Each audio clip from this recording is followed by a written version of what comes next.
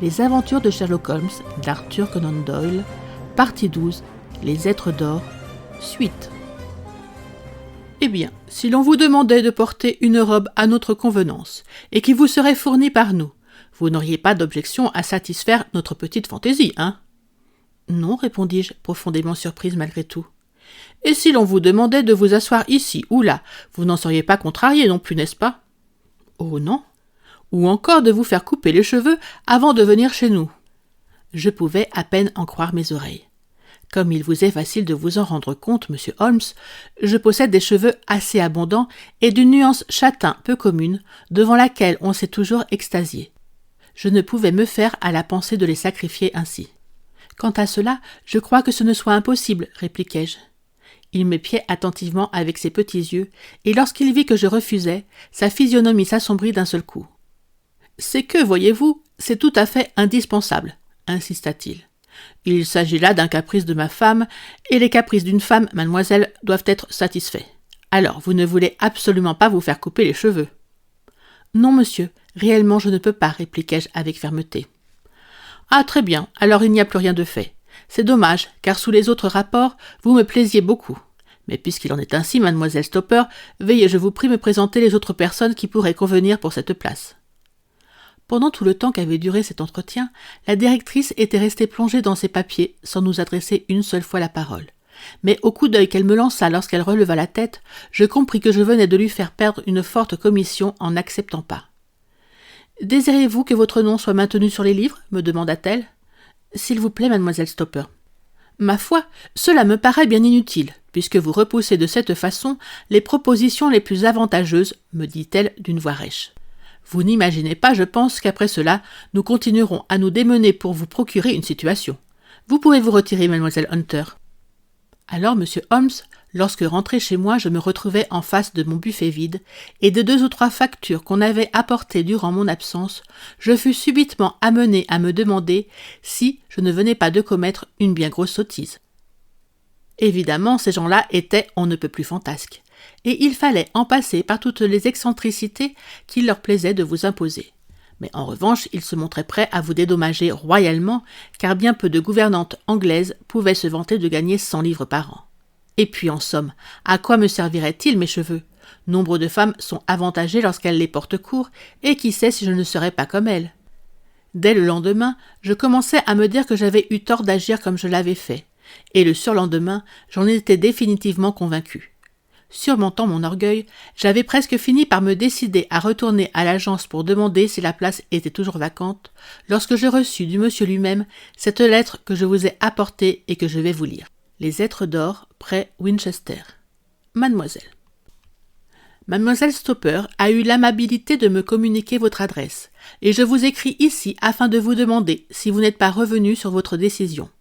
Ma femme souhaiterait vivement vous voir entrer chez nous, car le portrait que je lui ai tracé de vous lui a causé une très favorable impression. Nous sommes disposés à vous accorder 30 livres par trimestre, soit 120 livres par an, pour vous dédommager des désagréments que pourraient vous occasionner nos fantaisies, qui, après tout, ne sont pas si terribles. Ma femme a une prédilection pour le bleu électrique, et il lui serait agréable de vous voir porter une robe de cette nuance le matin dans la maison. Il est inutile toutefois que vous dépensiez votre argent pour l'acheter, car nous en possédons une, celle de ma fille Alice, actuellement à Philadelphie, qui je crois vous irait très bien. Maintenant, quant à la question de vous asseoir ici ou là, et de vous distraire de la façon qui vous serait indiquée, cela ne pourrait vous déranger en aucune façon. En ce qui concerne vos cheveux, c'est évidemment très regrettable, d'autant plus que je n'ai pas été sans en remarquer la beauté au cours de notre bref entretien, mais je me vois malheureusement contraint de maintenir ce que je vous ai dit à ce sujet. Il ne me reste donc plus qu'à espérer que vous vous trouverez suffisamment dédommagé de ce sacrifice par les appointements plus élevés que je vous offre. La tâche que vous aurez à remplir vis-à-vis de l'enfant est très légère. Allons, tâchez de vous décider, et j'irai au-devant de vous avec le dog-cart à Winchester, pourvu que vous me fassiez savoir par quel train vous arriverez. Agréé, etc. Jeffro Rucastle. Voici la lettre que je viens de recevoir, monsieur Holmes, et cette fois, je suis bien décidé à accepter, mais avant de prendre un engagement définitif, j'ai pensé qu'il serait quand même préférable de vous demander votre appréciation. « Que voulez-vous que je vous dise, mademoiselle ?» répondit Holmes en souriant. « Puisque votre résolution est prise, il me semble qu'il n'y a plus lieu désormais de discuter la question. »« Mais enfin, vous n'estimez pas que je devrais refuser ? » ?»« Mon Dieu, mademoiselle, je vous avoue franchement que ce n'est pas la situation que je choisirais pour ma sœur, si j'en avais une. »« Alors, selon vous, qu'est-ce que tout cela signifie, monsieur Holmes ? » ?»« Ah, je serais fort en peine de vous le dire, je ne sais rien. Quelle est votre idée à vous ? » ?»« Eh bien, je ne vois qu'une seule hypothèse possible. Monsieur Ruckastle m'a donné l'impression d'être un très brave homme et d'avoir très bon cœur. Mais peut-être sa femme a-t-elle perdu la raison, et peut-être d'une part ne veut-il en rien dire de peur qu'on ne la fasse interner, et d'autre part se soumet-il à tous ses caprices pour éviter les crises qui pourraient se produire si on lui résistait. C'est en effet une explication plausible, étant donné les faits. C'est même, je crois, la plus probable. Mais de toute façon, il ne me semble pas que ce soit un milieu très recommandé pour une jeune fille. Je ne dis pas, monsieur Holmes, seulement dans la situation où je me trouve. Oui, évidemment, les appointements qu'on vous offre sont beaux, trop beaux même. C'est justement ce qui m'inquiète. Pourquoi ces gens-là vous proposeraient-ils 120 livres par an, alors que pour le tiers du prix, ils pourraient avoir une gouvernante de tout premier ordre ? Il y a certainement quelque chose de pas clair là-dessous. J'ai pensé que du moment que vous seriez au courant, il vous serait plus facile par la suite de me venir en aide, le cas échéant. Je me sentirais tellement plus forte si je savais pouvoir compter sur vous. Oh, soyez tranquille, vous pourrez compter sur moi. Voici des mois que je n'avais pas rencontré de problème aussi intéressant que celui que vous venez de m'exposer. Il y a dans cette histoire quelque chose qui sort tout à fait de l'ordinaire. Si jamais vous vous trouviez embarrassé ou menacé d'un danger quelconque... Un danger ? Quel danger prévoyez-vous donc ? Holmes hocha gravement la tête. Ce ne serait plus un danger si nous étions à même de le préciser, répliqua-t-il. Mais à n'importe quelle heure du jour et de la nuit, passez-moi une dépêche et j'accours aussitôt. C'est tout ce qu'il me faut. Elle se leva vivement, tout à fait rassurée à présent.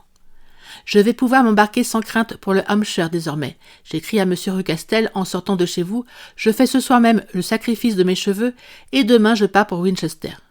Et après avoir adressé quelques mots de remerciement à Sherlock Holmes, elle nous souhaita le bonsoir à tous deux et sortit d'un air affairé. En tout cas, conclus-je en l'écoutant redescendre l'escalier d'un pas ferme et rapide, elle donne l'impression de fort bien savoir se tirer d'affaire toute seule.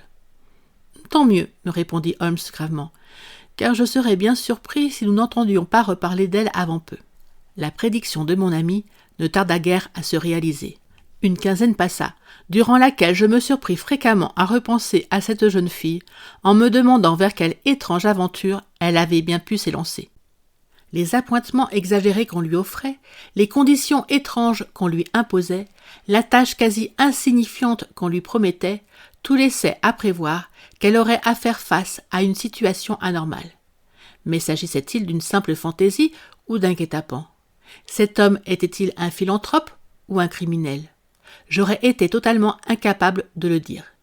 Quant à Holmes, je le voyais pendant des demi-heures entières, le sourcil froncé et la mine préoccupée. Mais quand je tentais une allusion à cette histoire, il avait un geste évasif de la main et me répondait d'un ton impatienté. « Des faits, il me faut des faits à l'appui. On ne peut fabriquer de briques quand on n'a pas de terre à sa disposition. » Mais il en venait toujours à répéter ce qu'il avait dit en premier lieu, que s'il avait eu une sœur, il ne lui aurait jamais permis d'accepter une situation comme celle-là. Un soir, assez tard, alors que je me disposais à aller me coucher et que Holmes, comme cela lui arrivait fréquemment, venait de m'annoncer qu'il passerait la nuit entière en recherche au milieu de ses cornues et de ses éprouvettes, on lui remit un télégramme. Il décacheta l'enveloppe orangée, jeta un coup d'œil sur le texte de la dépêche, puis me le jeta. « Cherchez les heures des trains dans l'indicateur, me dit-il en reprenant son expérience chimique interrompue. C'était un appel laconique et pressant. Venez demain midi, hôtel Cygne Noir à Winchester. Venez sans faute, ne sait plus que faire, Hunter. Voulez-vous venir avec moi me demanda Holmes en relevant la tête. Très volontiers. Alors, regardez l'horaire. Il y a un train à 9h30, répondis-je après avoir feuilleté l'indicateur. Il arrive à Winchester à 11h30. C'est parfait. Allons. Il vaut peut-être mieux que je remette un autre jour mon analyse des acétones, car nous aurons sans doute besoin d'être frais et dispos demain matin. Lendemain, à 11h, nous avions déjà parcouru une bonne partie de la distance qui nous séparait de l'ancienne capitale de l'Angleterre. Depuis notre départ de Londres, Holmes était constamment resté plongé dans la lecture des journaux du matin, mais, après que nous eûmes franchi la limite du Hampshire, il les rejeta sur la banquette et se mit à contempler le paysage. Il faisait une idéale journée de printemps et le ciel, d'un bleu très pâle, était moucheté de petits nuages blancs floconneux que le vent chassait de l'ouest à l'est. Le soleil était radieux et malgré cela, l'air était empreint d'une fraîcheur qui vous fouettait le sang. Partout à travers la campagne, jusqu'aux collines basses entourant Aldershot, des toitures de fermes, tantôt rouges, tantôt grises, émergeaient du vert tendre des feuillages naissants. « Est-ce assez frais et délicieux ?» m'écriai-je avec tout l'enthousiasme d'un homme échappé au brouillard de Baker Street. Mais Holmes secoua gravement la tête.